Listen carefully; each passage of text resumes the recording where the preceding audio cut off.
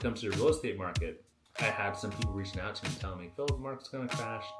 I don't think it's going to crash. I think it's going to stagnate. So right now, NAR just recently came out a couple weeks ago and said that there's more sellers right now than there are buyers in the last 5 years.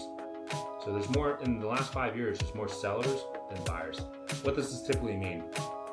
When there's more sellers than buyers, that means that there's more housing inventory in the market. And if you go back to basic economics of supply and demand, if there's more supply, usually that means demand has weakened, right? And demand has weakened due to the fact that interest rates are at 7%. So less people are able to afford houses. So these sellers want to sell their houses for this amount, but these guys over here, these buyers can only afford this amount, right? So slightly under what the sellers are wanting, which means inventory is actually going up. And when inventory goes up, that means prices go down. So the only thing that's going to get the real estate market pumping again is when interest rates drop. And when interest rates drop, we're going to see inventory go down and prices go up. That's just the way it goes. So yeah, we do see inventory rising. We see interest rates at a pretty high rate right now. But when rates drop, I think that's going to be the catalyst that's going to shoot up real estate into the stratosphere. Because in California, real estate tends to double every 10 years.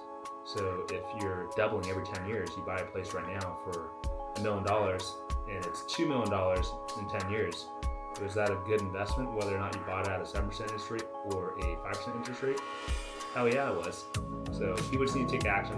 People only taking action right now are people usually with a little bit more cash on hand, people who see the opportunity and are willing to take that risk. I call it an asymmetric risk, where you're betting $1 and you can win $100 versus just a normal risk where you're betting $1 and you only win $2. So real estate for me is an asymmetric risk, and you can look at the past half a century or so at historic trends. It tends to appreciate depending where you're at, anywhere from 5 to 7%. So 7% appreciation on $700K, that's about $49,000, and that's every single year. So $49,000 times 10, oh man, that's $490K over the course of 10 years.